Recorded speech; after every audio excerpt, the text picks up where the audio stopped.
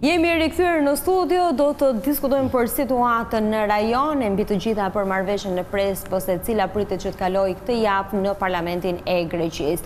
Mos ta harrojmë që fundjava ka qenë e dhunshme në Greqi për shkak të protestave ku disa persona mbetën të plagosur. Për diskutuar për këtë çështje, por jo vetëm për këtë çështje, me mua në studio është bashkuar Gerta Banushi, gazetare Vision Plus. Përshëndetje dhe mirëmëngjes.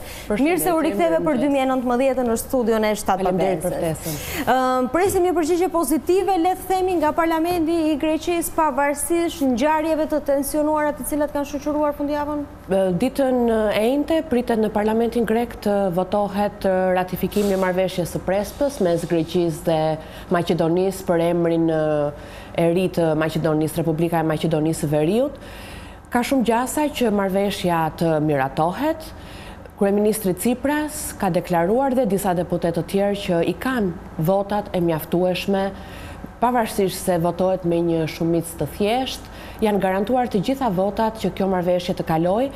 Partia e kryeministrit Tsipras nuk i ka shumicën e nevojshme për të miratuar këtë marrëveshje, pasi kryetari i partisë grekëve të pavarur Panos Kamenos, i cili ishte dhe aleati i qeverisë Tsiprasit, u tërhoq nga qeveria dhe nga posti i ministrit mbrojtjes, kështu që Tsiprasit ju desh të votohej në parlamentin e tij, kërkoi një vot besimi për qeverinë e tij, të cilën e kaloi me sukses me 151 deputet. E tani duket se është i qetë? Tashmë është i qetë, pavarësisht se kalkulimet janë disi më ndryshe, nuk janë të njëjtët deputet ata të cilët i dhanë votbesimin qeverisë Tsipras, janë dhe disa deputet të tjerë, por Tsipras këtë radhë e sfidon votbesimin e qeverisë së tij, duke deklaruar që do ta kalojë, madje do jenë dhe 2-3 vota më shumë se sa nga votbesimi i qeverisë. Landi po na shoqëronte ndërkohë me fotot në ekran, me fotot të cilat i ke përzgjedhur nga kjo situata mes të Greqisë dhe Maqedonisë. Shohim së bashku për të komentuar. Ky është momenti historik i marrëveshjes Prespës dhe pritet që të njëjtën kjo marrëveshje finalizohet. Kjo është hallka e fundit që duhet kalojë marrëveshja. Kjo është hallka e fundit politike e cila e ratifikon marrëveshjen, pastaj janë detajet teknike të neneve të tjera të marrëveshjes të cilat duhet të zbatohen. Por duket se sfida kryesore që kishte Maqedonia për çeljen e negociatave, që ishte zgjidhja e çështjes së emrit, merr zgjidhje ditën e njëjtë në qoftë se parlamenti në Greqi e voton. I hapet rruga për integrimin në Bashkimin Evropian dhe në NATO.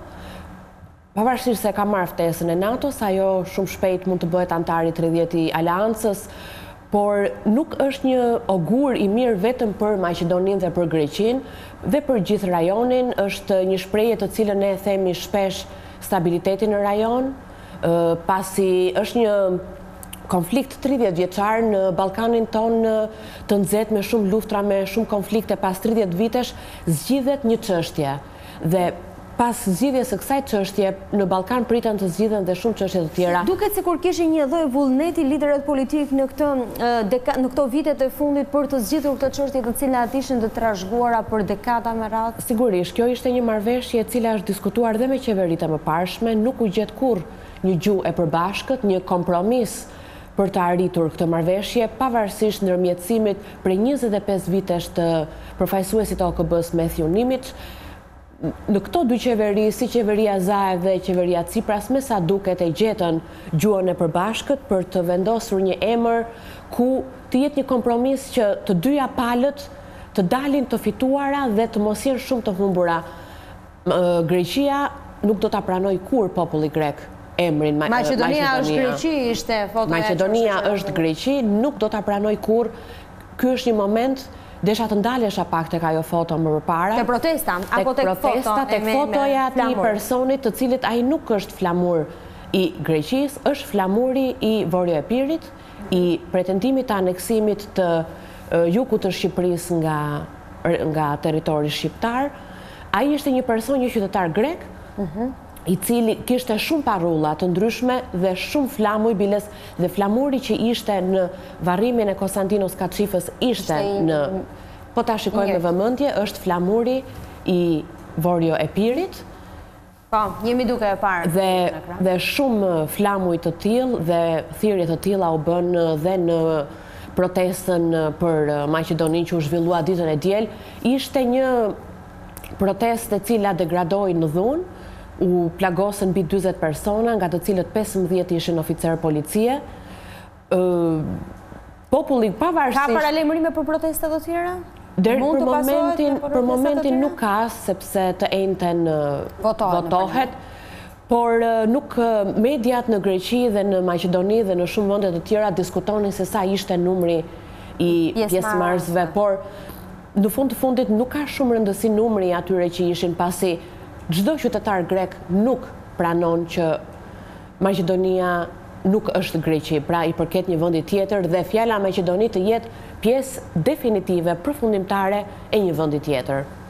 Gjithmonë kam patur shpresën që do të gjendej një emër që nuk do të përfshihej termi Maqedoni, prandaj marrëveshjet, prandaj negociatat janë zvarritur prej 30 vitesh tashmë. Mirë, mund të ketë kjo një kosto për kryeministrin grek, i cili është njëkohësisht edhe ministri i jashtëm?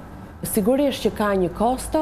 Greqia në këtë vit ka zgjedhje të trefishta, në pranverë ka zgjedhjet për në Parlamentin Evropian, ka zgjedhje vendore dhe në vjesht ka zgjedhje parlamentare. Para 2 ditësh, gazeta prestigjioze Financial Times shkruan për koston, pikërisht për koston politike të kryeministrit Tsipras në zgjedhjet e ardhshme parlamentare, një kosto të cilën ai e ka marrë përsipër, për atë ka qenë shumë e rëndësishme marrëveshja e Prespës dhe finalizimi i saj. Pavarësisht se është larguar nga posti i ministrit të jashtëm, ai është her pas here në media me deklaranta të cilat bojnë bujë dhe pasqyrohen edhe në Shqipëri. Kam fjalën për ish-ministrin e jashtëm të Greqisë Kocias, i cili ka bërë ditën e djeshme një tjetër deklaratë për sa i përket ligjit të luftës, ku ka deklaruar se shumë veta nuk e donin një rrëzimin e një ligji të tillë. Nikos Kocias, pavarësisht se nuk është ministri i jashtëm, është në politikën greke, jetë shumë aktive. Deklaratat e tij nga njëra anë janë